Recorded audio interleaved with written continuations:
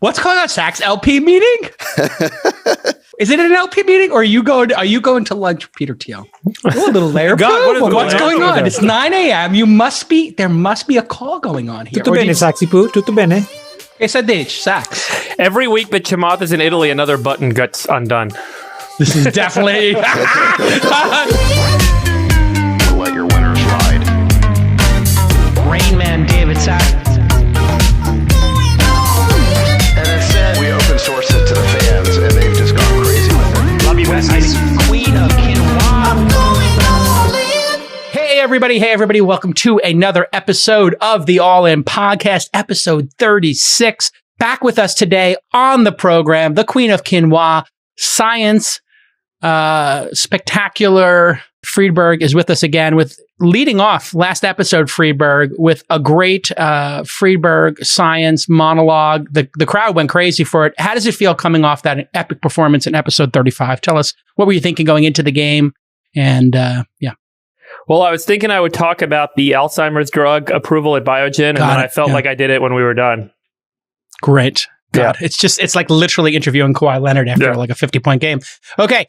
And with us, Rain Man David Sachs, with layers for players. He's been styled and groomed, and he's in some random hotel room. How are you doing, Rain Man? Good. I'm not in a hotel room. Your home just happens to look like a 5-star resort. Got it. Forgot that. And give us an idea coming into today's game with the layers. You obviously are here to dominate and get your monologues up. It's got to be hard for you to look at the stat line and see yourself trailing in monologues behind the dictator. I'm, of course, referring to All In Statistics, where some maniac is breaking down how many minutes we each talk per episode. Jason, I'm really happy with my performance. For me, it's about quality, not quantity. I like to stick and jab. Okay, got it. What are we talking about right now? What is and of course the dictator leading on monologue. What the hell are you talking about right now? There is a Twitter account done. You know how the All-In stands have a ton of skills? Like, there is an audience for this podcast that has more skills than, it's like the 5% of the most skilled people in the world listen to this podcast. So in addition to doing the merge, in addition to doing, who's the guy, Henry, who does all those incredible videos with Henry animations? In addition to those, Henry Belcaster. Henry Belcaster crushing Those things are great. Those are amazing. And then, of course, you have young Spielberg, who led the charge, dropping incredible tracks. And now we have this new crew that is analyzing. Somebody put, we'll put in the show notes a link to it, but they do some type of AI analysis of the audio files, and they tell us who had the most monologues, and then the running time, and then historic running time. So they're actually looking at it, trying to figure out, who is speaking the most. And they thought Friedberg was going to run away with the episode, but it kind of disappeared in the second half of the game. And Chamath obviously came around the corner and took his 27%. But they didn't have a pie chart of how much we each talk. I always have a very strong first and third quarter. Yes, absolutely. Yeah. And then he gets frustrated when he passes the ball and somebody misses a shot. It's kind of like LeBron in the early days. So kicking off today, Lina has been confirmed to the FTC with bipartisan support. Interesting. And this is obviously going to be a challenge for big tech. On Tuesday, the Senate voted 69-28 to confirm Lina Khan, who is a very well-established critic of big tech.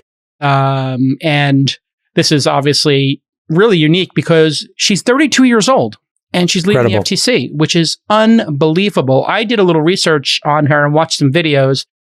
She's basically written 2 amazing papers. And the first paper came out in 2017, Amazon's antitrust paper. The second one came out in June and was about the separation of platforms and commerce. And when you hear her speak, she is incredibly credible and knowledgeable. It is as if one of the 4 of us were discussing this. She could come into this podcast and speak credibly about Amazon's businesses, as opposed to the charades we saw at different hearings where the senators and Congress people just absolutely had no idea what they're talking about.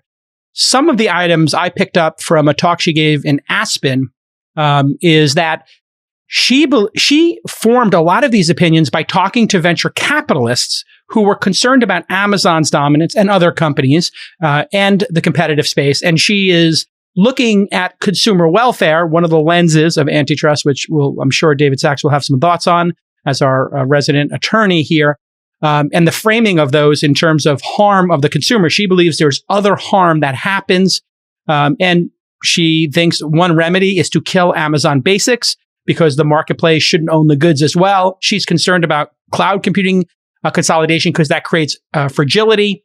And that is another type of consumer harm, while she freely admits that prices have gone down, services are free, and this is a consumer benefit. So she wants to rethink the entire concept. And she is savvy. She brought up Facebook buying Anovo, the reportedly spyware VPN, to give them a little advantage as to what was being used on phones and maybe give them a little product roadmap information. She also brought up Amazon studying the sales of other products to inform Amazon Basics, a claim that Amazon says they don't do, but everybody knows they do because all that information is publicly available.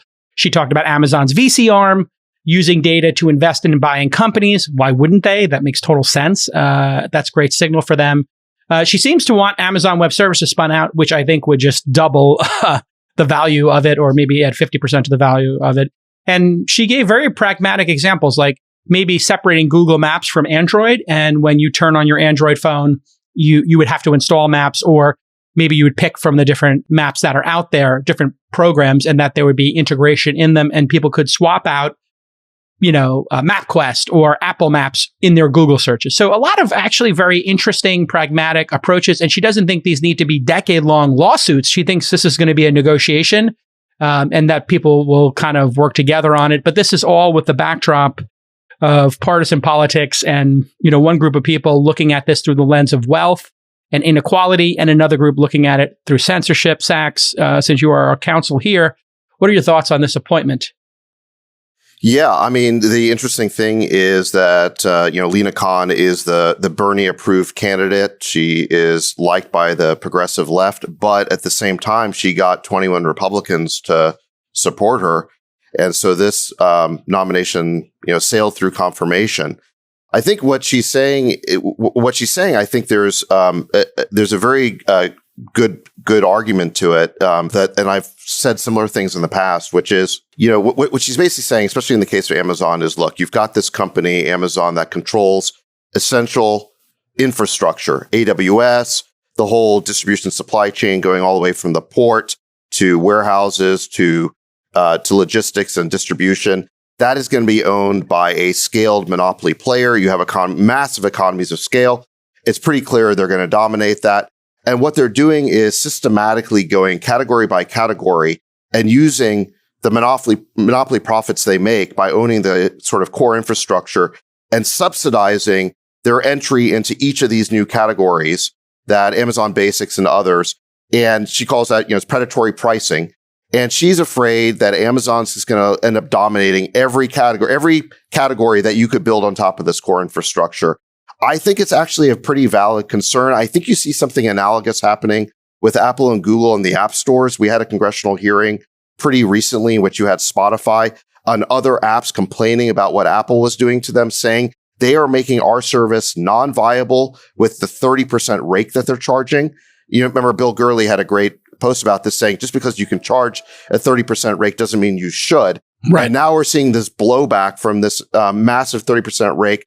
And you had Spotify saying, look, Apple is doing this to basically make us infeasible relative to Apple Music. So I think there is a legit point here, which is that if you own the monopoly platform, the sort of essential infrastructure, you cannot use it to basically take over every application that can be built on top of that platform. That, I think, is a very appropriate use of antitrust law. And I think that's the good here. Now, I think that there are some concerns, or some potential downsides. And, and the downside that I see is that we used to judge antitrust law in terms of consumer welfare. And so there was a limiting principle to the actions of government, which is you would just look at prices and the effect on prices. Here, the sort of movement that Lina Khan represents, the so-called hipster antitrust movement, they're concerned about power, and they want to restructure markets to avoid sort of concentrations of power. I don't see the limiting principle there. And so I think what the would market share be a limiting principle? Well, it would be a limiting principle in terms of who you could take action on, but it wouldn't be a limiting principle in terms of how you would restructure the market. And I think what we're in for over the next few years is potentially a politicization of big tech markets. I think these 21 Republicans might soon feel like the dog who caught the bumper, in the sense that, yes, they're finally going to have the regulation of big tech they've been calling for, but they might not like all of the results because what could happen is a very intrusive meddling by government in the markets of technology, and it could go well beyond sort of this gatekeeper principle that we've been talking about. That I think would be a valid reason to regulate. Chamath? I think she has to be careful in focusing on Amazon. So if you break down antitrust law, there are really three big buckets where the attack vectors are. And I'm not going to claim to be an expert, but I think they're relatively easy to understand. So you have the first principal body, which is called the Sherman Act. That's the thing that everybody's looked at. And that's, sort of where most current antitrust enforcement action has failed on tech companies, because it largely looks at the predatory nature of pricing power that certain companies have. And you have to remember, this thing was written in the 1800s. And so, what did people do when they controlled things? They drove prices up. Tech does the exact opposite, right? They constantly drive prices down. And what's counterintuitive is it turns out that in the olden days, driving prices up drove out competition. Today, driving prices down drives out competition. Yes. Right? So, you make Gmail infinite storage. Nobody else can compete with Gmail. Why switch? You make, photos completely subsidized. You make certain music products effectively free, and you subsidize that. You create enormous amounts of content, blah, blah, blah. So you have the Sherman Act. Then somewhere along the way, we realized, okay, we need to add something. We created this thing called the Clayton Act. That was around M&A, right? We added to that. A lot of folks that are listening probably have heard of Hart-Scott-Rodino, HSR. We've all gone through it, right? On M&A events, we have to file these HSR clearances. When you make big investments, for example, I just made a climate change thing. We had to file HSR. And then there's this FTCA, which is the Federal Trade Commission Act. That is where she can get, if to use a poker term, a little frisky. Why? Because the FTCA has these two specific things, which says you can have an unfair method of competition or an unfair or deceptive act or practice. Now it falls on her and her team to basically build the strongest case around those two dimensions. And my only advice to her, I wrote this in 2019 in my investor letter as well, just thinking about the breakdown of big tech. If you're going to go after these guys, that's the body of law that probably is the most defensible. But you probably have to start, whether you like it or not, with Facebook or Google. And the reason is there are more examples how you can use that language under the FTCA to give those folks a hard time. I think it's much harder. The example would be, Chamath, that we are giving away this product, losing money on it to keep you in our store and moat you into our advertising network, et cetera. That's an example, yeah. Or we then, because then when you have control, then you can show that then the first part, the Sherman Act part, kicks in. Why? So you've seen 15 or 20 years of Google, Facebook, less Apple, by the way, using their edge to decrease price. And for the first time in the last quarter, both of these two companies, and they were the only two of big tech, that announced an increase in pricing, right? They saw a diminishing of CPM inventory, and so they had to figure out ways to grow inventory as users started to stagnate. And what they really said is we're ramping up CPMs. And CPMs, I think, were up 28, 30% in a quarter. Yeah. And there's a lot of competition right now for ad space. If you put these two ideas together, which is step one is you surreptitiously basically take all the costs out of the system, and then step two, raise price over time, there's probably something there. Friedberg, when we look at her age and her obvious deep knowledge, do you see that as an overall plus? I mean, obviously, if David framed her as the Bernie approved candidate, but then conceded that 20 Republicans are backing her. What do you think about the massive credibility she has, Friedberg, in terms of she's actually understands this deeply, clearly. I mean, I'm sure she's not dumb. If that's what you're asking, I'm not sure. Well, I mean, it's a 32-year-old. I mean, have we seen an appointment like that before? I mean, I don't think so. Yeah, that's good for her. Yeah. So I just feel like there's a bit of a cycle underway where we have this kind of anti-wealth accumulation sentiment as an undercurrent right now. You know, obviously Bernie and Elizabeth Warren and others are key vocal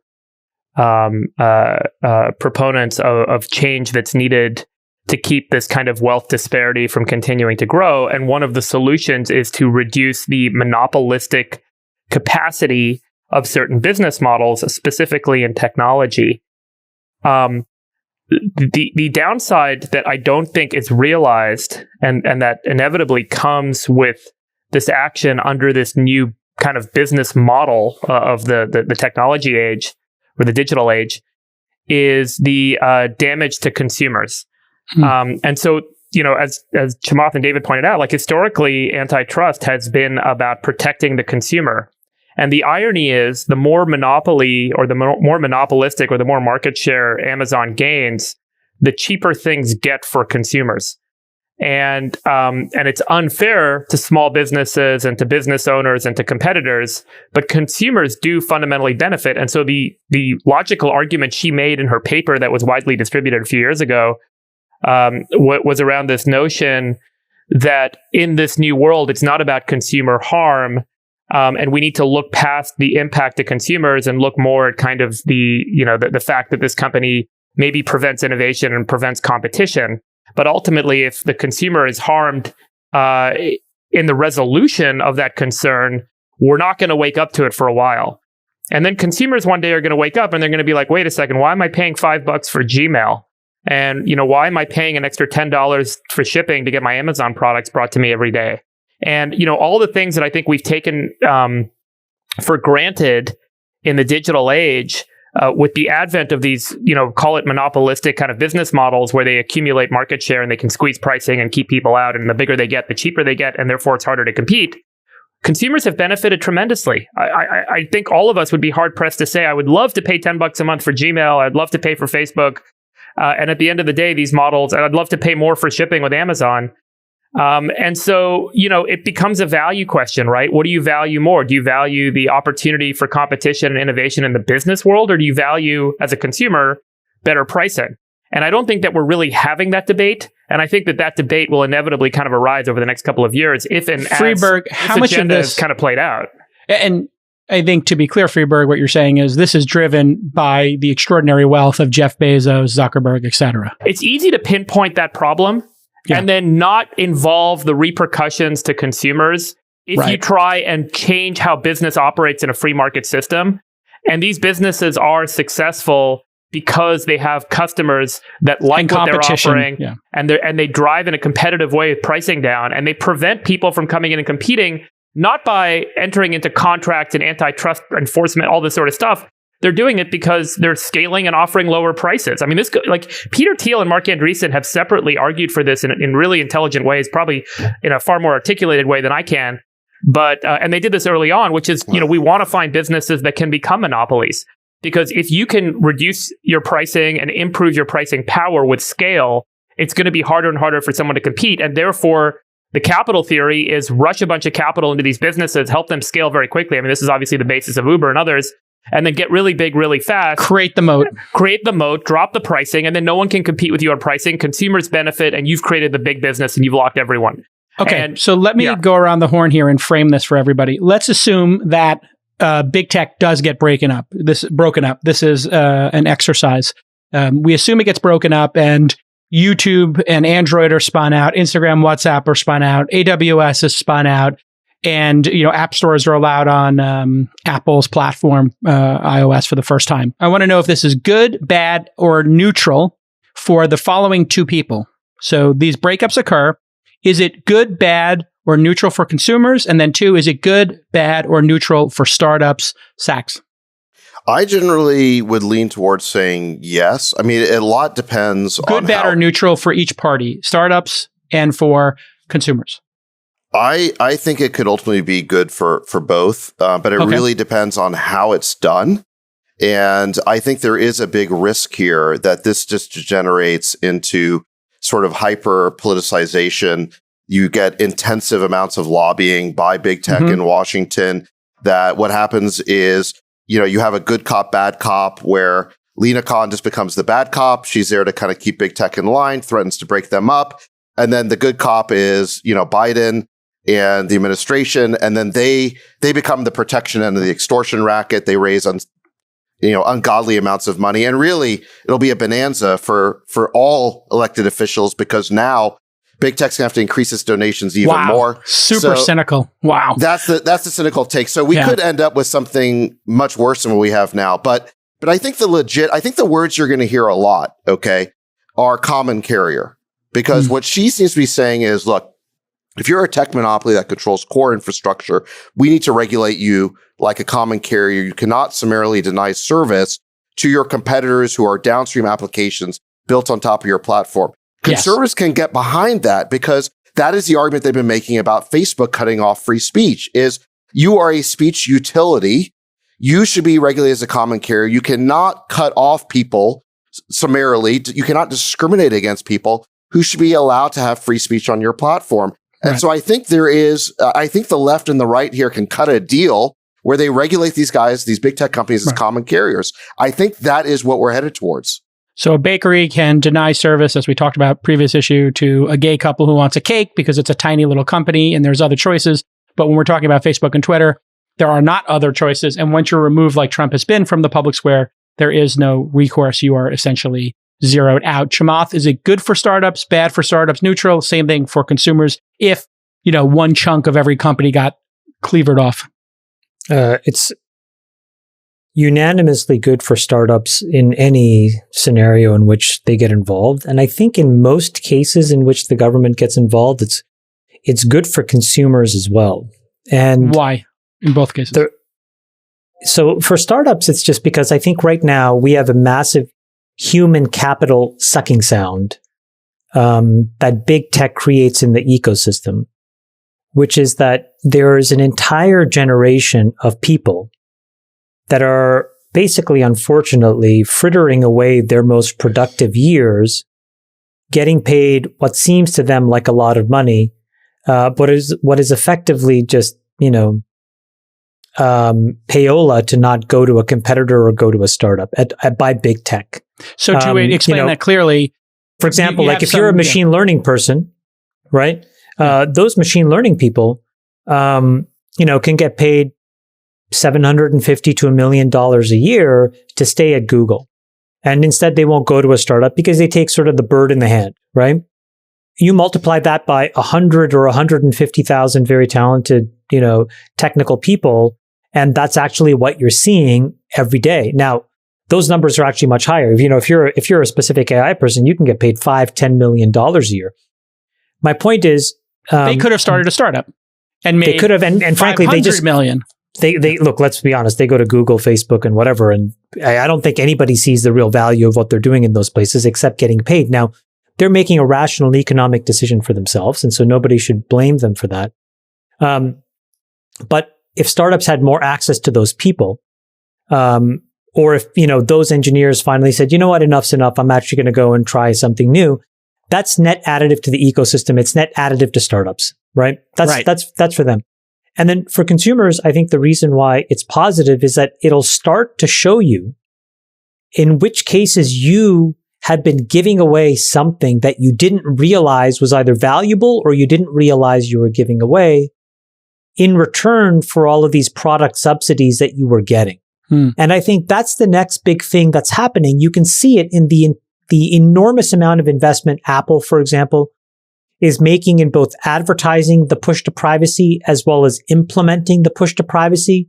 This last WWDC, they really threw the gauntlet down. They were really trying to blow up the advertising business models of Google and Facebook. And as consumers become more aware of that, they're probably willing to pay more. So a simple example is, there are a lot of people now who will pay higher prices for food if they know it to be organic, right? There are people who will pay higher prices for electricity or for an electric car because of its impact or the lack thereof in the climate. So it's not to say that people always want cheaper, faster, better. Right. I mean, sometimes people will buy an iPhone because it's obviously protecting their privacy and they know it's not an ad-based model. And in fact, Apple is now making that part of their process. So, Friedberg, I asked the other gentleman if they thought some large unit being chopped off of every company, YouTube, AWS, Instagram, you pick it, would be a net positive for startups or negative or neutral, and the same thing for consumers. What do you think? Which gentleman did you ask? You mean Sachs and Chamath? I was specifically referring to the ones who are wearing layers. Hello, sir. Yes. I'm using the term lightly. So if you guys go back a few years ago, you'll remember there were these, I think there were congressional hearings, and Jeremy Stoppelman from Yelp was pretty vocal about how Google was redirecting search engine traffic to their own kind of reviews, and they were pulling Yelp content off the site, but then they said to Yelp, if you don't want us to pull your content, you can turn the web crawler toggle off and we won't crawl your site. But your site is publicly available. We can crawl it and we show snippets on our homepage. But then their argument was, well, you're using our content to drive your own reviews. And they made this whole kind of case that Google's kind of monopoly in search was harming their ability to do business. The counter argument was, well, if you guys have a great service, consumers will go to your app directly or your website directly to get reviews. They won't go to Google. And so it created a little bit of this kind of noise for a while. I think there was some follow-up, and this is all very much related because ultimately, if he was able to get Google to stop providing a review service, his business would do better. Because then Google would effectively redirect search traffic to his site as opposed to their own internal site. So it is inevitably the case that in-house apps or in-house services that compete with third-party services when you're a platform business if they're removed, it's certainly going to benefit the competitive landscape, which is typically startups. Imagine if Apple didn't have Apple Maps pre-installed on the iPhone. Everyone would download and use Google Maps, right? I mean, they're MapQuest, whatever. Or MapQuest or whatever. And so, or whatever startup came along like Waze and said, hey, we've got a better map. But because they have this ability to kind of put that Apple Maps in front of you as a consumer, and it's a default on your phone, you're more likely to just click on it and start using it and you're done. It certainly opens up this window. But I think the question is, what's ultimately best for the consumer? If you believe that consumers will choose what's best for themselves, you're starting to kind of manipulate with the market a bit. And Sachs, I don't know, I think you've got a different point of view on this, but yeah.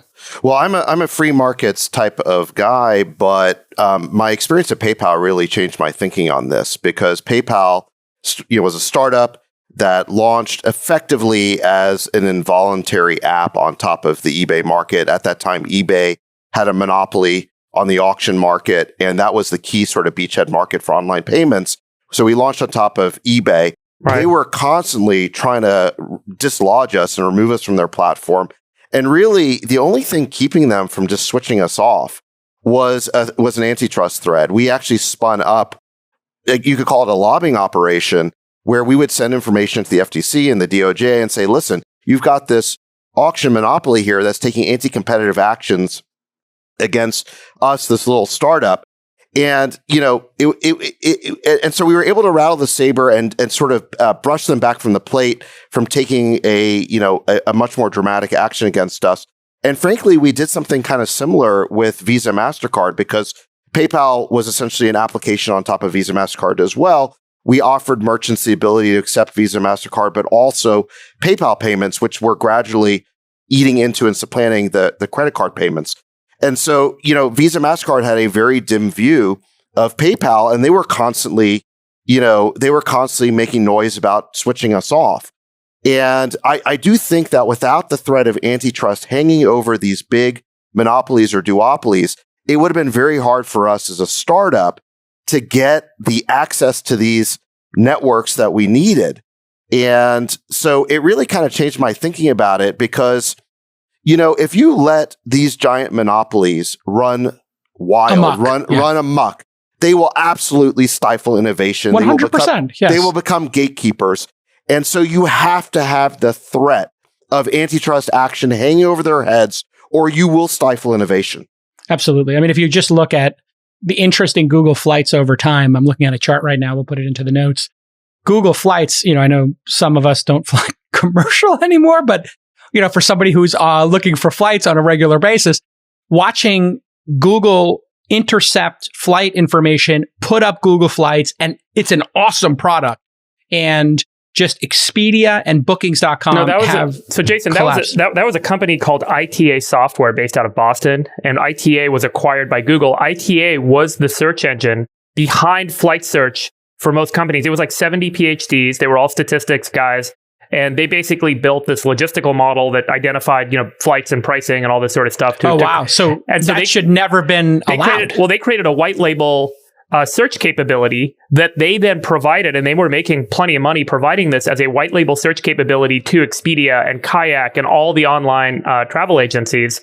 And Google wanted to be in that business because travel search was obviously such a big vertical. Mm-hmm. And rather than just buy a travel search site, they bought the engine that powers travel search for most of the other sites. So gangster. And then they also revealed the results in their own search result homepage, which effectively cut off the OTAs, and the OTAs are big spenders on Google Ads. So basically Google, this is how nefarious it is, if I'm hearing what you're saying, Friedberg, correctly.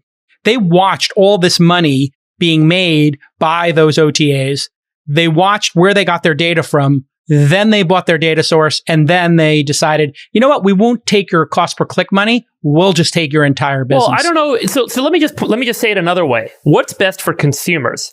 So does a consumer, because what happens a lot in benevolent online dictatorships, I guess, that don't want to make money. Yeah. In online advertising, there are a lot of these ad arbitrage businesses, is one way to think about it, where a service provider will pay for ads on Google to get traffic.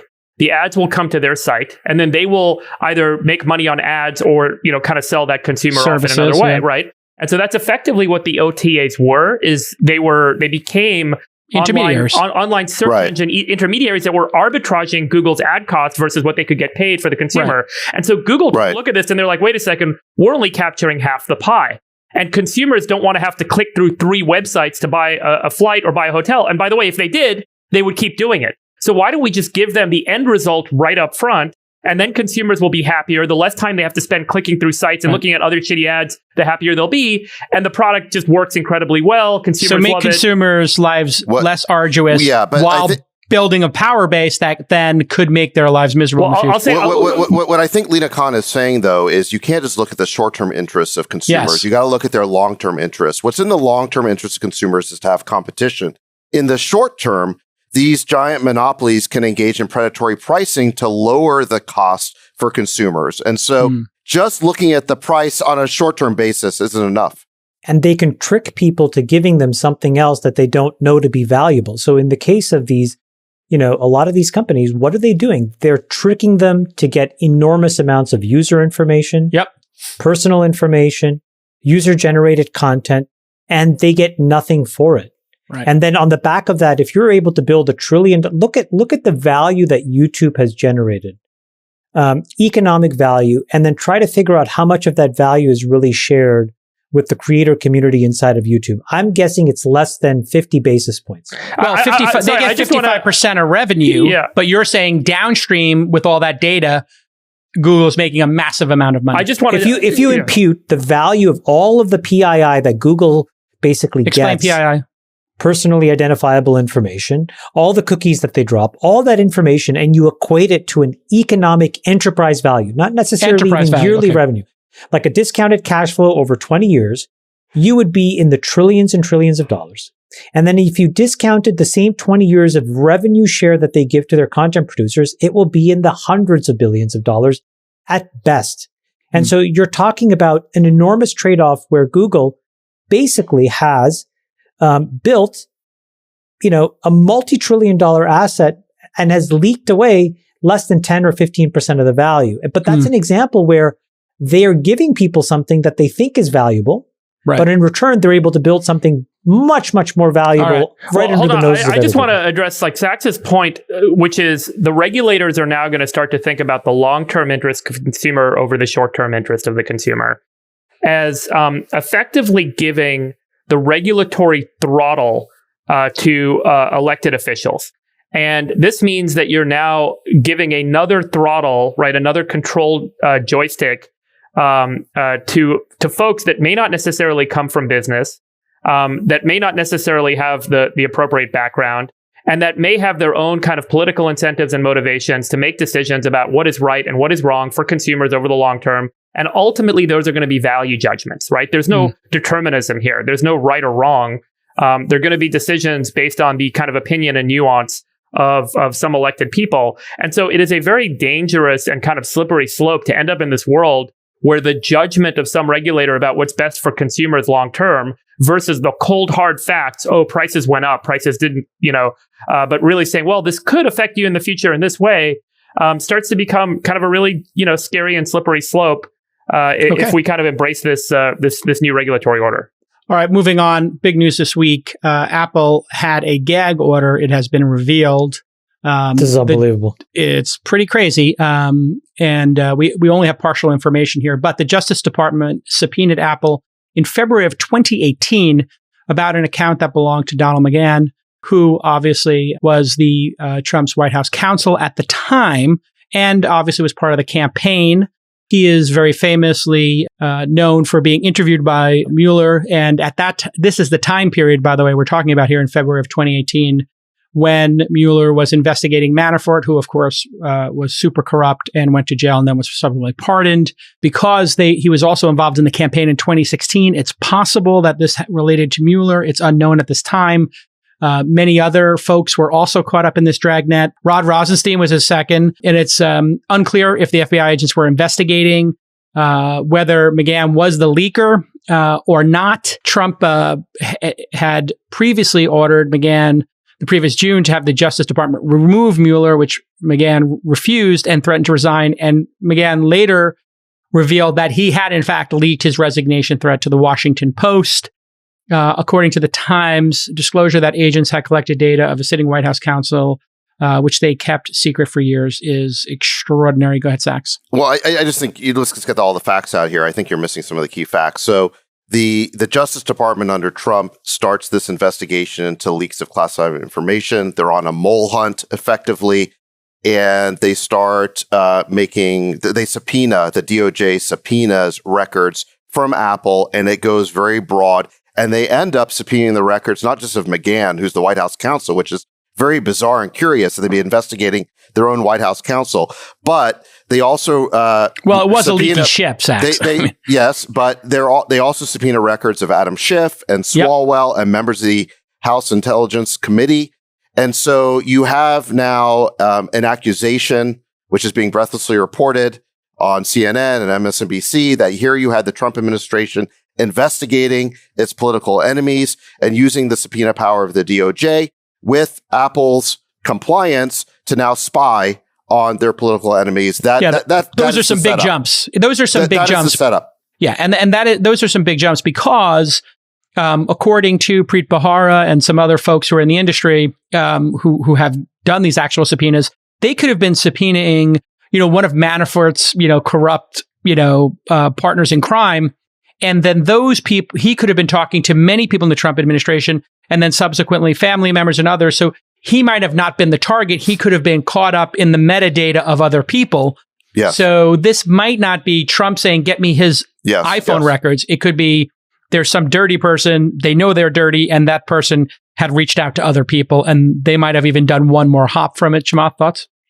I mean, okay, that's one version. Yeah. And then, the other version, which is important, is you subpoena your own lawyer by going to Apple, getting basically God knows what data associated with this man's account, and then, institutes a gag order on that company so that they can neither tell the person until now when the gag order expired, nor tell anybody else, nor have any recourse to the extent that they think that this is illegitimate. That to me smells really fishy. And so, there are other mechanisms that we know of, like FISA requests and other things that these big companies have to deal with all the time. This, at least the way that it's written and how it's been reported, is something outside of the pale. And so I think you have to deal with it with this question of what the hell was going on over there? Yeah. It does seem like they were going, I mean, kindly maybe mole hunting, more nefariously witch hunting. But they were trying to pin it on people, and they may have used this blanket sort of deniable plausibility of the Russia, imbroglio. But really what these guys were doing was they were investigating anybody that they thought was a threat. And that is a really scary thing to have in a democracy. And then the fact that these big tech companies basically just turned it over and didn't have any recourse to protect the user or to inform the public. Forget Trump for a second. I think we don't necessarily want that to be the precedent that holds going forward. Yeah, and the interesting thing here is that Sachs, Jeff Sessions, Rosenstein, and Barr all say they're unaware of this. So what would be the charitable reason they were unaware of it? Or what would be the nefarious reason? or is that important at all? Because that's really strange that they would go after the White House counsel and Adam Schiff, and those top three people would have no idea? Are they lying? What's next? Is the SEC, are we going to basically go to a point where every single post that one makes on Facebook is basically surveilled? If you make an anonymous post on Twitter, will you be tracked down? I remember, as much as everybody thinks there's anonymity on the internet, there really isn't. And you should just completely assume that you are trackable, are being tracked, have been tracked. Everything is in the wide open. It's just a matter of whether it's disclosed to you or not, or whether it's brought back to you or not. So look, I agree with Chamath that this stinks, and it's an invasion of people's civil liberties, but I would not make it too partisan, because the Obama administration was engaging in similar activity back in 2013. And I don't think people realize this. There's an old saying in Washington that the real scandal is what's legal. And the fact of the matter is that what the Trump administration did was certainly suspicious, and it might have been politically motivated. We don't know, but it was legal. The DOJ convened a federal grand jury, got these subpoenas, presented them to Apple, and got this information. And in a similar way, back in 2013, the Obama administration did something similar. It's quite extraordinary. They subpoenaed the records of the AP. For 2 months, they got the records of reporters and 5 branches of the AP and all their mobile records, and they were on a mole hunt to try and find leakers of classified information. So the Trump administration basically did exactly what the Obama administration did. The only new wrinkle is that they not only went after reporters, they actually subpoenaed records of members. You're missing one huge. You're missing one huge difference. Trump was under investigation for espionage and treason at the time, so it is slightly different. Obama. I don't think it's that different in the sense that Trump used powers that were pioneered by the Obama administration. They just took them.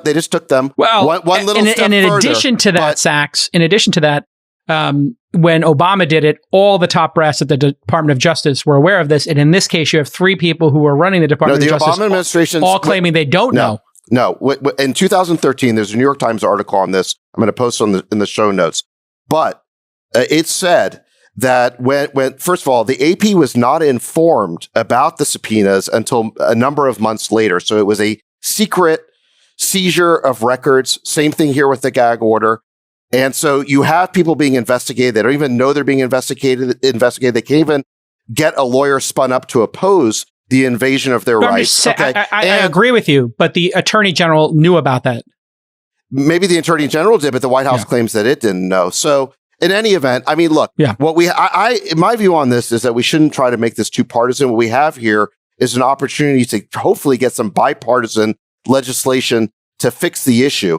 And I think the fix should be this, that when you investigate somebody, when you subpoena records from a big tech company, you have to notify them. You should not be able to do that secretly, because the fact of the matter is that Apple and these other big tech companies don't have an incentive to oppose the subpoena. They're not your lawyer.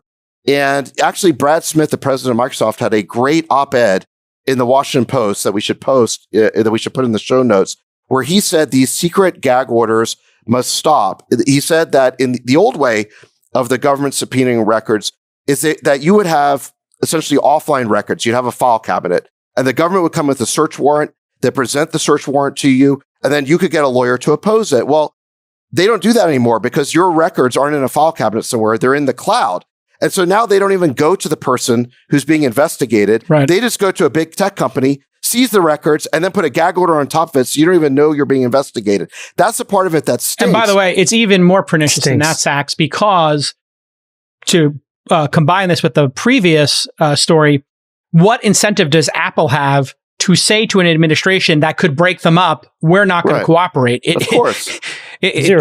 Zero incentive. Zero. They are not your agent in this. And here's the thing. Those are your records. They're in the cloud, but they're your records. In every other privacy context, we say those records belong to you, not to big tech. So why should the government? This is why Apple's moving everything to your phone. Right, but just to finish this point, why should the government be able to do an end run around you, the target of the investigation, go to big tech, get your records from because they're not your records. Well, first of all, they're not your records. These companies tricked all of us by giving it to us for free so that we gave them all of our content. They are not just the custodian, they are the trustee of our content. And it's a huge distinction in what they're allowed to do.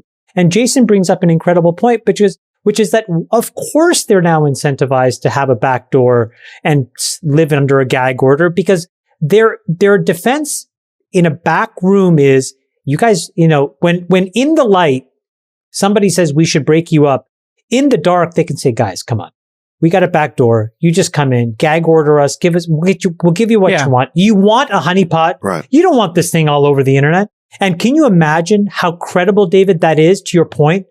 Because that is a body of concentrating power that I think is very scary. In fairness to Apple, Friedberg, they have locked down the phone and they've moved all of this information from the cloud, or they're starting this process and saying, we're going to keep some amount of this data encrypted on your phone. And of course, with the San Bernardino shooting, they refused in a known terrorist shooting, to not give a backdoor. Well, that's a crazy standard. It's like, you know what? Okay, there was a San Bernardino shooter and they were like, nope, sorry, that's a bridge too far. But, Don McGahn and basically political espionage, they're like, here you go. Yeah. I don't know. I don't know how do you make these decisions? Let me ask you guys a question. Go ahead, Friedberg. Could you see yourself thriving in a world where all of your information was completely publicly available, but also all of everyone else's information was completely publicly available? Yes.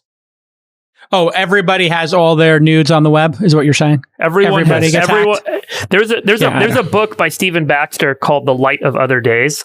It's one of my favorite sci-fi books. I sent it out to all of my investors. We do like a book thing every year.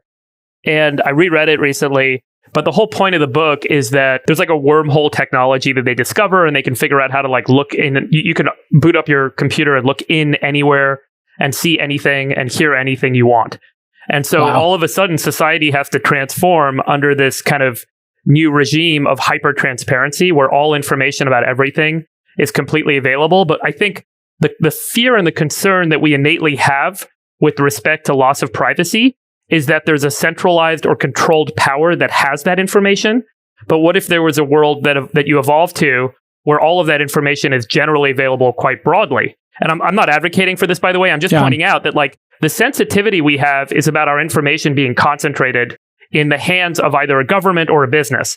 And I think you have to kind of accept the fact that more information is being generated about each of us every day than was being generated by us a few weeks ago or months ago or years ago. Basically, everybody's the Truman, and everybody's the Truman Show is what you're saying. Well, in a geometrically growing way, information, which we're calling PII or whatever, is being generated about us. And I think the genie's out of the bottle, meaning the cost of sensors, the access to the digital age and what it brings to us from a benefit perspective is creating information about us and a footprint about us that I don't think we ever kind of contemplated. But as that happens, the question is, where does that information go?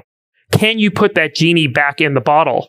And I think there's a big philosophical point, which is if you try and put the genie back in the bottle, you're really just trying to fight. Information wants to be free. Information wants to grow. What's the name of the book you were talking about there? The Light of Other Days by Stephen Baxter, and Arthur C. Clarke helped write it. But the book is most interesting about the philosophical implications of a world where all information is completely freely available. Transparent. And anyone, completely transparent. And so do we see ourselves, because I think there's two paths. One is you fight this and you fight it every which way, which is I want my PII locked up. I don't want anyone having access to it. yada, yada, yada, you'll either see a diminishment of services or and the other one is you do a selfie on Twitter where you take your shirt off. Or you'll see this concentration of power where we all kind of freak out, where the government or some business has all of our information. The other path is a path that society starts to recognize that this information's out there. There's, whatever. I think it's not just about PII here. This is about due process. This is about our Fifth Amendment right to due process. You have the government secretly investigating people. They could never do this if they had to present you with a search warrant. They are doing an end run around that process by going to big tech. Just to put some numbers on this, big tech is getting something like 400 subpoenas a week for people's records. They only oppose 4% of them. Why? They have no incentive to oppose them. How many of those you should be able to send do you know how many of those are secret or not?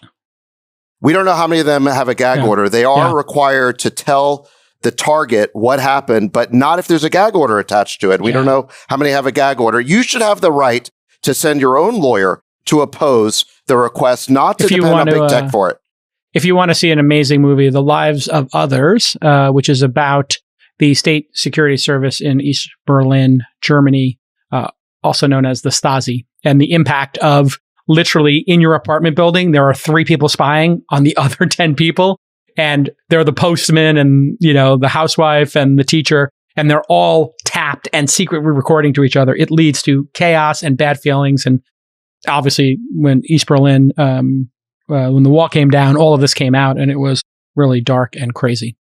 Yeah, I mean, look, let me connect this to the censorship issue, actually, because in my view, they're both very similar civil liberties issues, which is, in the case of the censorship issue, you have the government doing an end run around the First Amendment by demanding that big tech companies engage in censorship that the government itself could not do. You have something very similar taking place here with these records. The government is demanding secrecy about its seizure of records. They're imposing that on big tech. They're making big tech do its dirty work for them. They could never do that directly if they had to go to the target of the investigation and ask for their and subpoena the records that way. So what you have here is a case where we not only need to be protected against the power of big tech, we need to be protected against the power of government usurping the powers of big tech to engage in, behavior they couldn't otherwise engage in. And let's be honest, big tech and the government are overlapping and in cahoots. Or they're in they're in some really crazy dance. The money is flowing freely from lobbyists, and it's a very, very complicated relationship. It's a very complicated relationship. All right, 7-day average for COVID deaths is now at 332. Finding cases of people who have had COVID is now becoming like almost shocking. I don't know if you guys saw, but the point guard, Chris Paul, who is having an incredibly winning season in the NBA, he basically got COVID. They said he was vaccinated, so it could be a mild case, but he's been pulled out indefinitely, and he's about to play in the Western Conference Final, so it's pretty crazy. And Friedberg, obviously, California's opened up after 15 months, and we were the first to shut down, the last to open up, and we were hit the least, I think, of any state, or amongst the least of any, certainly the least of any large state. And you're being asked to still wear a mask at your office. I'm also being asked to take off my shoes when I get on an airplane. 20 years later. And I don't think Al-Qaeda exists anymore. Maybe some parts of it. Yeah, explain what's happening to you in the Presidio, which is a lovely state park here in California, under the Golden Gate Bridge. My office in the Presidio in California, San Francisco County, and the federal government have all removed mask mandates, but our landlord has determined in their judgment that everyone should still wear a mask to go to work. And so to go into my rented office and work, I have to wear a mask. And I think it's an issue for a lot of people who, like, there's people at, I've been probably at a couple of restaurants this week, and, you go to some restaurants and everyone's just chilling. The employees are not wearing masks. There's other restaurants where they're being told they have to keep wearing masks by their manager or their boss. And so this brings up this big question, which is like, we've now got the kind of psychic shadow of COVID that's gonna cast a very long shadow. You predicted it. And so people that are in power want to continue to kind of impress upon, whatever, employees or tenants or what have you they might have, in whatever they deem their judgment to be, which is obviously in many cases an underinformed, uninformed, non-scientific, and non-mandated judgment about effectively what people should have to wear. So if the threat or the risk has been removed, and all of the health officials and all of the government agencies are saying the threat has been removed, you no longer need to kind of wear masks, but your boss or your manager or your landlord tells you have to wear a mask to conduct your business or to go to work, it's going to bring up this whole series of challenges and questions I foresee for the next couple of months at least, and maybe for several years, about what's fair and what's right. And there will always be the safety argument to be made on the other side. So it's very hard to argue against that. And, the inconvenience is just a mask. It's not a big deal. But for, a number of people to now kind of be told, what to do and what to wear. It'll take a year to sort all these things out because they'll all get not prosecuted, but litigated. And they're going to go to court. They will get litigated, for sure. There will be lawsuits on this. And what's going to happen is that you're going to basically have, again, Jason, back to that example of the bakery in Colorado, private institutions will be allowed some level of independence in establishing, certain employee guidelines and so on. Exactly. And you'll have to conform to those. And it is what it is. I mean, it was very strange in Austin in terms of these COVID dead enders who just will not let it go. I'm in Austin where nobody is wearing a mask. And then there were I went into Lululemon and they, two people charged me with masks in hand. And they were like, you have to wear a mask. And I was like, do I? And they're like, yes, it's our policy. I was like, fine, I'll put it on. I don't care. No big deal. This thing has really fried a bunch of people's brains. I mean, it's crazy. It's basically like you've taken an entire group of folks and kidnapped them. Essentially. It's Stockholm syndrome. It's incredible. No, everyone's been held. Everyone's been held hostage, in a prison for the last year, and so you've kind of accepted that this is the new reality. I got to wear a mask. I got to wear gloves, and it's the similar sort of shift in reality that I think was needed going into this, where people didn't believe what it was, and now it's hard for them to believe what it's become. Well, we flagged that's just human nature. Yeah. Yeah, we flagged on this pod a few months ago the threat of zeroism. Yeah, which is that we wouldn't let all the special rules and restrictions lift until there were 0 cases of COVID, and we all know that's never going to happen. COVID will always be around in the background.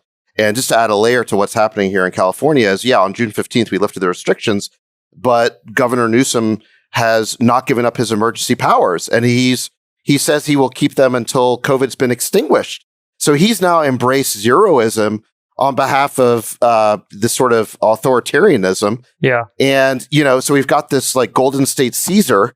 And now what's interesting is I don't think this is just because he's a tyrant, although he's certainly been heavy handed. I think it's because I think it's more about corruption than ideology, because federal funds, emergency funds from the federal government keep flowing to the state as long as we have a state of emergency. And so the longer he keeps this thing going, the more money he gets from the federal government that he can then use in this recall year to pay people off. And so we've already seen he's been buying every vote he can, right? He gave $600 to everyone making under $75,000. He's forgiving all the traffic fines and parking tickets. He's doing this lottery ticket thing for getting the vaccine.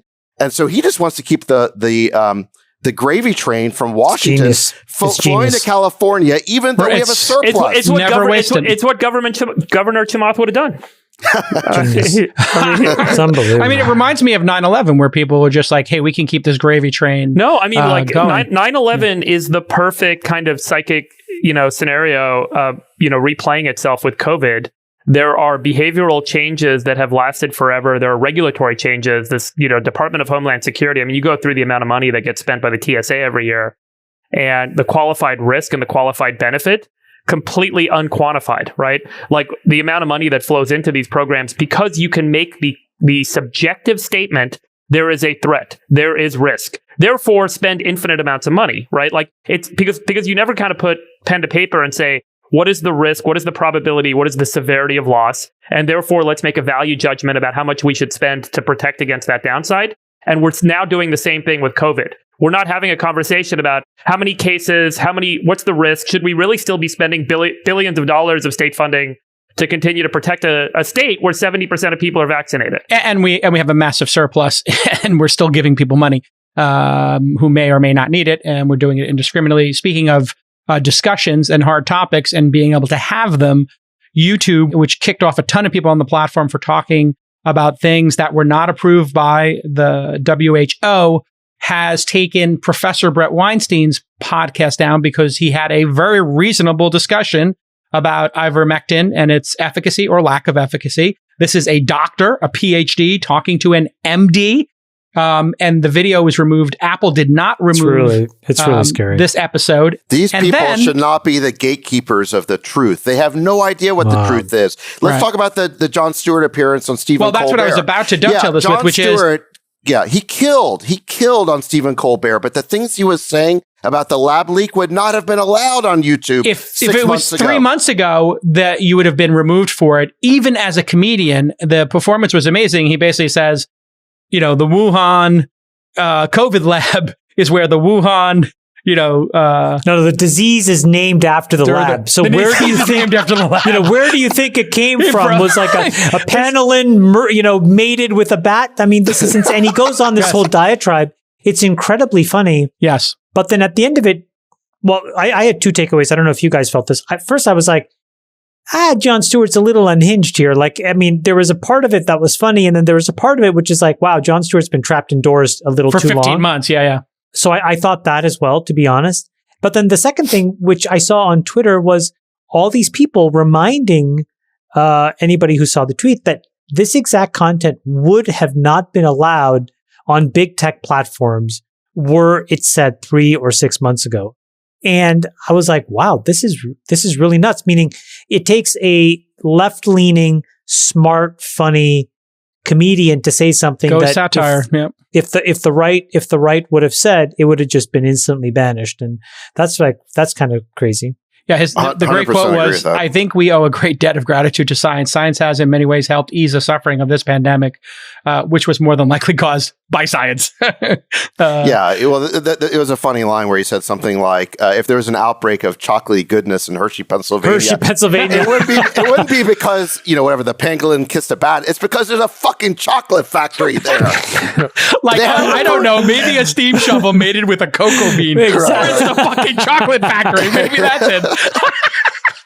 He was so funny. He's so funny. So I agree with Chamath's takeaways. I mean, this was a great example of censorship run amok at these big tech companies. But the other thing I saw that was really interesting was Stephen Colbert lose control of his audience. And Stewart killed on that show, but you could see Stephen Colbert was, I think, visibly nervous. Very uncomfortable, Very uncomfortable. He did not know what was coming. And he was trying to, and when Jon Stewart kept pushing this, he was like, he kept trying to qualify. Well, so what you're saying is now that Fauci has said this might be a possibility, you're saying it might be a possibility. And Jon Stewart was having none of it. He ran right over that, said, no, the name is the same. It's obvious. Come on. And Colbert kept challenging him. I don't know if you saw this part where he said, hey, listen, is it possible that they have a lab in Wuhan to study the coronavirus disease, because Wuhan, there are a lot of novel coronavirus diseases because there's a big bat population. And then Stewart is like, no, I'm not standing for that. He goes, I totally understand. It's the local specialty and it's the only place to find bats. You won't find bats anywhere else. Oh, wait, Austin, Texas has thousands of them fly out of a cave every night at dusk.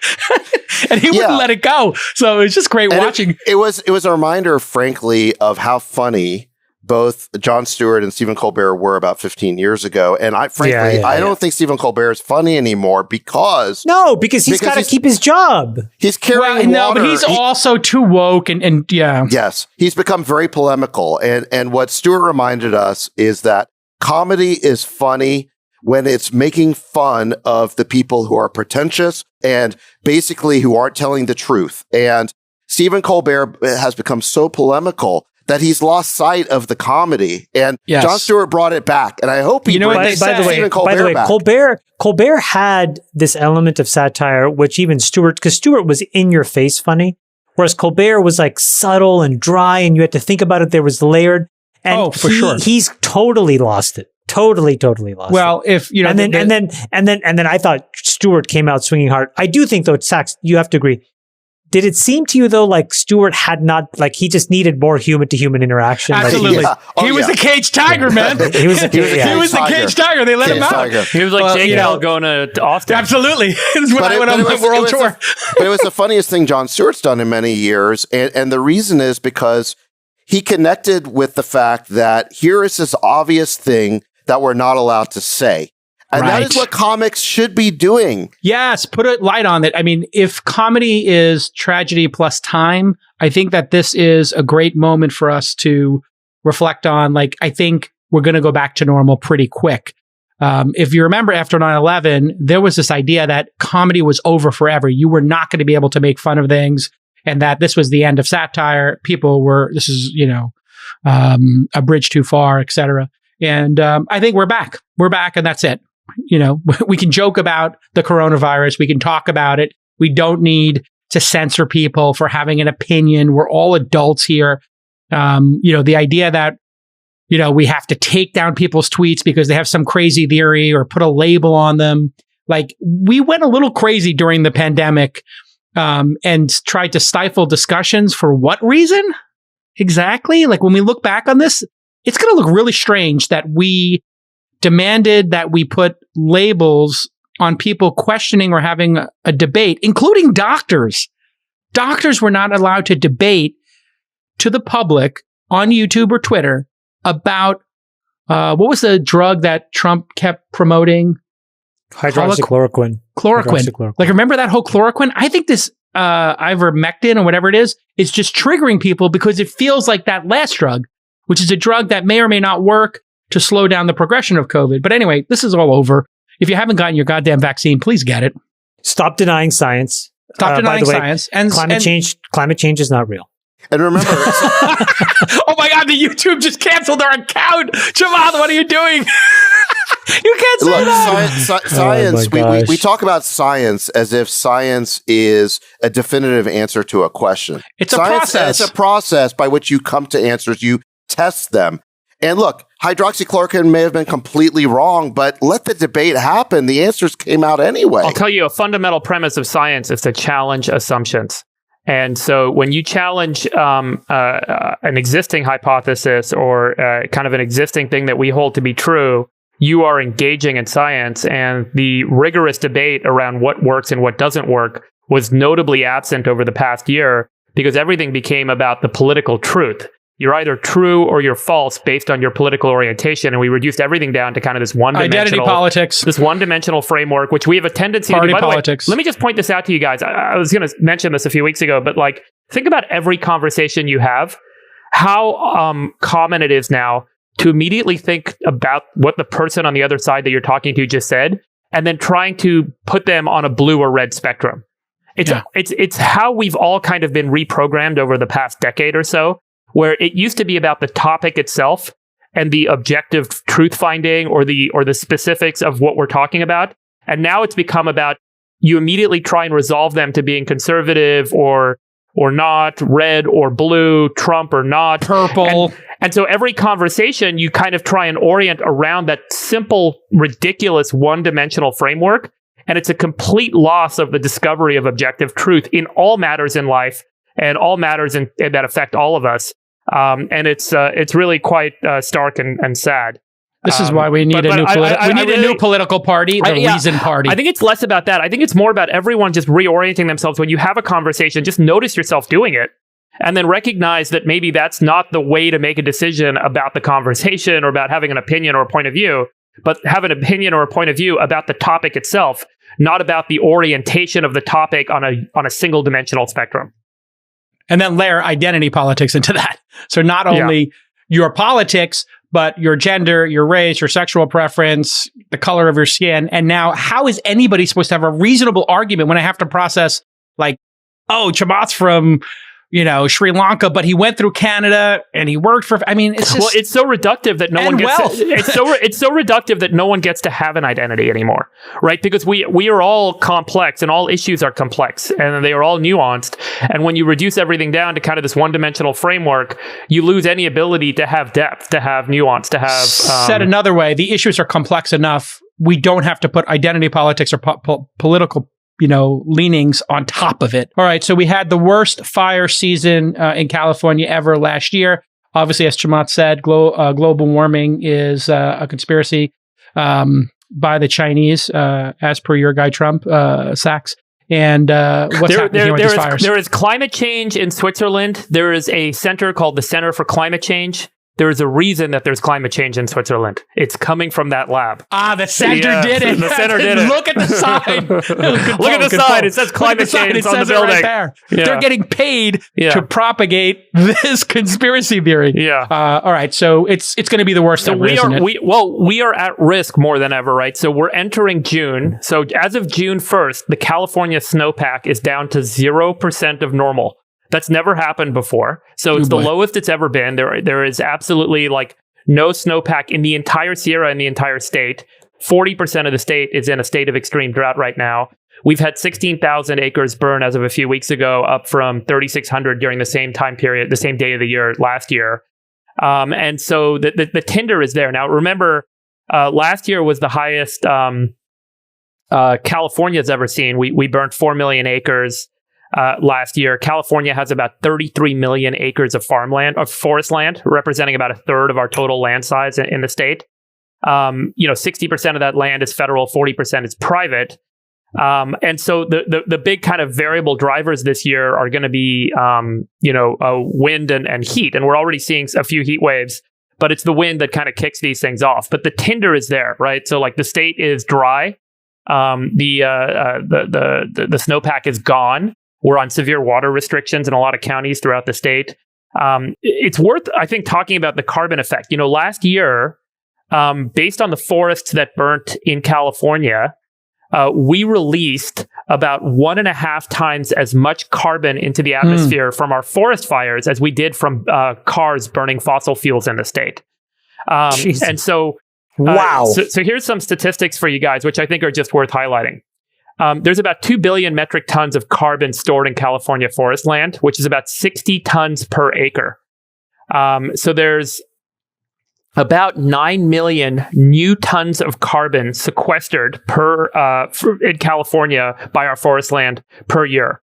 When there's a fire, we release about 10 tons per acre, so about 1/6 of the carbon in that forest land. The rest of the carbon doesn't burn up. So remember, when there's a forest fire, typically the outside of the tree burns, the whole thing doesn't burn to ash. And so a forest fire can actually, if you look at the longitudinal kind of effect of it, burning forests can actually preserve the carbon sequestration activity versus, just removing forests or removing trees. And so there is, to some extent, an effort that has been shut down several times, which is to do these kind of controlled burns through the state. But it's met with such resistance, given that it's so controversial. No one wants to have smoke in their neighborhood. It shouldn't be controversial. The problem is you can't present simple data and have people have a logical conversation about it. And the cost per acre to clear land and farm to forest land in California it ranges depending on the complexity of the land, but it's somewhere between $50 and $1,000. So call it a couple $100 per acre. So you can very quickly kind of do the math on a carbon credit basis, Chamath. So it's about $40 per ton. For carbon credit today. So you're actually, you can kind of preserve about $400 per ton by not putting carbon into the atmosphere. And if you can actually manage farmland, forest land clearance and forest land preservation from fire at a cost of $400 or less, and there was an active carbon credit market, you should be able to cover the cost of managing that forest land back. But we're at an incredibly high risk this year. It doesn't mean that we're necessarily going to have a fire because weather is the key driver. The weather is highly variable. Wind. We need wind. We need wind. And we need a heat wave with wind, and then there will be fires. Then what do they do when the wind kicks up right now? The electric company turns off power in California because they don't want to be blamed when a power line goes down and starts a fire. So we have these regular moments where we just lose power. Yeah, this is not just a California problem. I know everyone wants to beat up on California, but the whole Western U.S., go look at Google Maps. You'll see how much green stuff there is on Google Maps. It's green up and down the western half of the U.S. Friedberg, was Trump right that raking up the forests, to put it in layman's terms or simple terms, is an actual thing that helps? 60% of forest land in California is federal land. And it was the federal government's responsibility to manage that cost down, to manage that risk down. What is the incentive? What is the motivation? What are the key drivers? Those so are all obviously it does work to clear it, though. It theoretically, when you reduce the amount of tinder, you will reduce the risk of a burn, right? And so the cost, of doing so, as we mentioned, is probably a couple $100 per acre. And so who's going to, let's say you want to do that on 5 million acres, wouldn't this create a bunch of jobs? Oh, wait, we're paying people to stay home. Yeah. Like, it would create a ton of jobs. I mean, I hate to be like that guy, but like, could we create a bunch of $35 an hour jobs for people? I've heard scuttlebutt that Newsom is so worried about fire season that they're going to try and accelerate the recall election so it happens before. There was, the conventional wisdom. The conventional wisdom. Chamath would do that too. He's so smart. Well, if Chamath did it, it would be strategic. The conventional wisdom was that you'd want to wait as long as possible to do the recall, because the longer you wait, the longer you get the rebound of the economy from COVID, right? Sure. But now they're talking about accelerating it to beat fire season because it's looking really bad. And Friedberg's right that we needed much more aggressive forest management. It's not just climate change. It's also forest management. We don't do it in California anymore. And so I think we are in for a really hellish fire season. That's my prediction. We're going to have a terrible fire season. There's going to be brownouts probably throughout a lot of the western states. What played out in Texas that affected folks a few months ago, I think some version of that will happen in many places in the US. This is and it's all roughly avoidable. And the critical principal actor here is the progressive left. They need to marry their disdain for climate change and their disdain for the things that need to happen to prevent it. Because right now, these two things for them are just like, it's cataclysmically not possible for us to agree on, for example, as Friedberg says, a controlled burn program as a mechanism of sort of like fighting climate change, or, investing more in the greenification of the economy so that we can actually eliminate the use of a lot of these non-sustainable energy sources. All these things basically just come down to a group of individuals deciding that they can both have an opinion on something as important as climate change, but then are also willing to then go and act. Right now, they won't. And until they do, it's just going to spill over everywhere. It's going to be a very bad fire season. And the only reason I know that it is that every year before it has been. Every single year has gotten warmer. Yeah. It's not. You don't need to be a genius here. Better. Yes. By the way, let me just correct a statistic I said, because the statistic I gave was a few weeks ago. But as of today, we are actually at the average, the historical average in terms of number of acres that are burnt in California, as we have seen historically. I will also say that close to 1/6 of California's forest land burnt last year. So there is a tremendous amount of tinder that has been removed from the risk equation. And we typically burn about 1 million acres a year. I think we burnt like 4 million last year, a little over 4 million last year. So, as you look at the cumulative kind of reduction of burnable acres, we're actually, the good thing that's going on is we're actually at a lower risk scenario going into this year in terms of total amount of tinder. The risk of the tinder catching is higher because it's drier. NASA... But when you kind of add this all up, there's certainly a high probability of a bad fire season. But there could be a scenario here where we end up with less than 1 million acres again. Yeah. Zero scenario that's going to happen. NASA publishes temperature studies.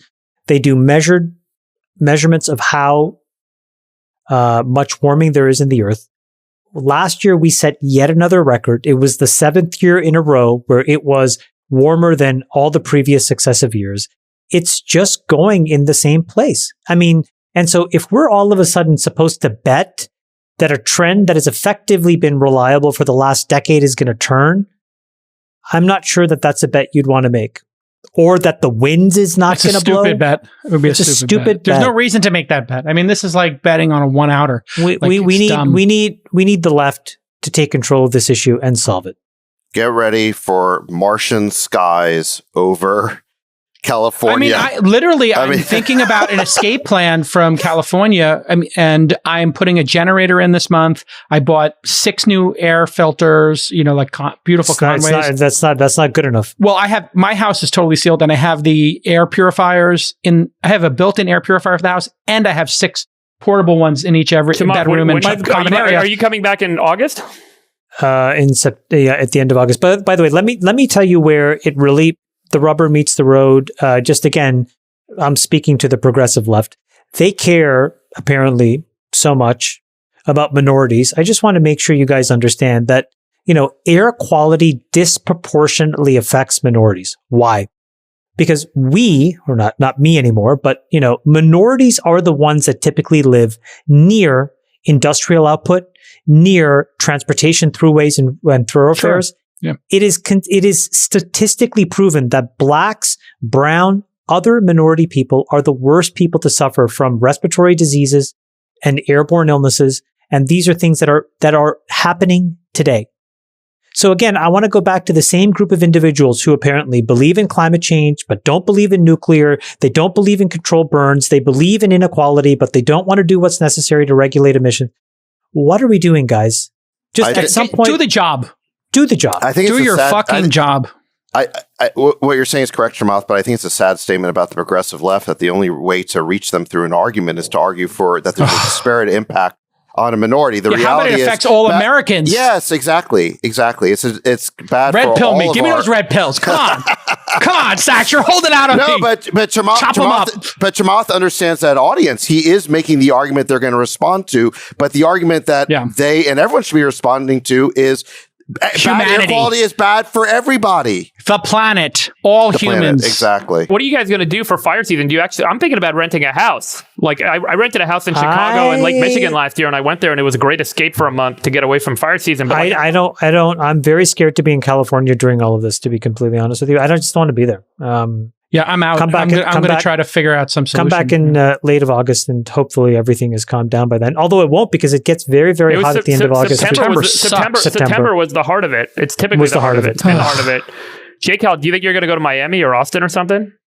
I went back to Austin for a wedding, and I met the governor. Don't care.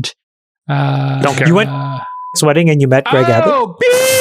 You got to beep that out. You went to wedding and met the governor. Yes. And going to Austin in 2021 is like when I would come to San Francisco and go to the Battery in 2003 and 2013, and Sachs would say, "Why don't you live here? There's so much going on in San Francisco. Come to San Francisco." And I did. And I got the last 5 years of the peak, but Austin, very appealing to me. And then I've been looking at beach houses in Miami, and I'm 50% of the way there, folks. Oh my God! I mean, the fact that you can now buy a beach house. I mean, God bless America. God bless America. Oh my God! I had a 71 3-year average. I had a 71 3-year average in high school. I had 1150 on my SATs, and I'm going to buy a beach house. Congrats, J-Cal. And I forgot that I convinced you to move up to San Francisco. Yet another way in which I have contributed to the monster. Your career towards success. Okay, I'm going to use call-in every day. Call-in syndicates underway. Everything's gonna You wouldn't even be a VC if it wasn't for me. You'd still be a media figure. That's right. I'd be doing conference producing. You and Naval really pushed me towards it. And then special thank you to you and Chamath, Bill Lee, for anchoring, and Dave Goldberg. We love you, J-Cal. You know what? I mean, I tweeted the other day, at the end of the day, our lives are a collection, when we look back on them, of memories with our friends. And, I include family and friends. And this podcast, not to get all gushy and whatever, is been a delight over the, really hard pandemic that's now ending. And I'm really happy that we get to spend this time every week together. Every week, I get, a little bit of excitement, like I used to get when you'd host poker, Sachs or Chamath. Those days when we'd have a poker game, Sky Dayton would tell me, and I get a little tingly feeling, like, oh my God, I'm going to see my friends tonight and play poker and laugh. And we got that amazing note from the woman who said she was really having a hard time during the pandemic, and that the podcast, All In Podcast, really helped her. And shout out to Sam. Thanks for that note. Yeah, Sam, that really made our week. So shout out to Sam. That was amazing. Long way of saying I love you, Sachs. Well, I love you, Sachs. J-Cal, you are the Stephen Colbert to my Jon Stewart. I think it's the opposite. I think it's the opposite. I have to come on your show and red pill you. and make sure that you're saying the truth and not getting too wrapped up in your Trump derangement syndrome or whatever.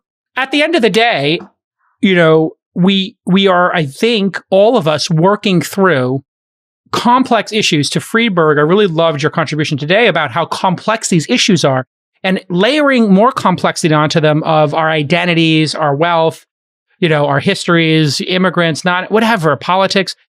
These issues are so hard and in some ways also so easy with technology and world-class execution that the world needs to have more reasonable conversations. And I think that what we've demonstrated here is that four friends can have reasonable discussions and laugh about life and enjoy life. And that should be for everybody listening. That's what Sam said in her note to us, which was very heartwarming. So thank you. Yeah, that was great. Yeah, I mean, love you guys. Love you, Sachs. Back at you, Sachs. Back at you, guys. Back at God, Jesus, fucking Asperger guys are brutal. I must download new directions to escape forest fires. Love program active. Love, LOVE, querying dictionary, a feeling of affection for another entity or human. Like I like playing video games till 2 a.m. and my dog, can I say it to another very similar adult? To coding or problem solving using my like computer chess, do I and my Chamath as much as HP chess? 17B calculator. Subroutine overheating. Must play chess with Peter Thiel and stop saying I love you to Jacob. Thank you. Stop saying it. Stop saying it. I never said it. He's overloading. My shirt was so expensive, but This yet shirt so was thin. I put on yet My another stylist shirt. said I had to pump it out for the pod. I'm looking because I've gained 15 pounds. I need to make up for it with a $1,200. How do I look with 4 collars? 4, you say? No, it's more 2, but also 2 chins. So do these 2 two collars shirts. make up for my double chin? 2 shirts are better than 1. 2 shirts are better than 1. Why? All right, It's everybody. twice as good.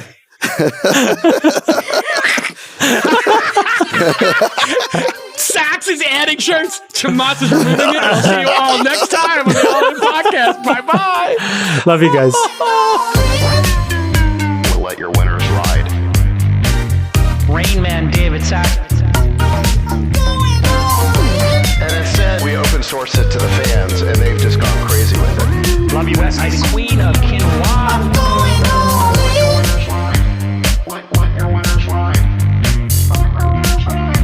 Besties are back. Code 13. That's my dog taking a notice in your driveway. Oh, man. My haberdasher will meet me at Clinton. We should all just get a room and just have one big huge orgy because they're all just useless. It's like this sexual tension that they just need to release somehow. Wet your beak. Wet your beak. Your feet. What? We need to get merch. Besties are back.